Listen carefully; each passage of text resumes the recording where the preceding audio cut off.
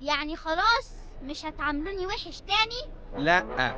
وهتتغيروا للأحسن أمال. ومش هتعملوا حاجة غلط؟ خالص. حس كده بقى، من النهاردة هنفتح صفحة جديدة. بالمناسبة دي بقى أنا عايزك تصورني صورة حلوة من إيديك الحلوة دي. طبعا، ما هو مفيش حد في المدرسة كلها يقدر يصورك زي المخرج العالمي نور خالد.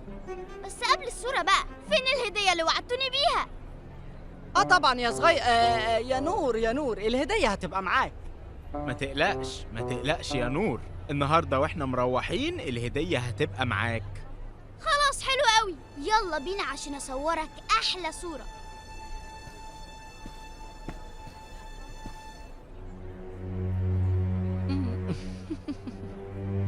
تعالى بقى كده يمين شوية يا علي. أيوة مظبوط، يلا سما حلوة بقى.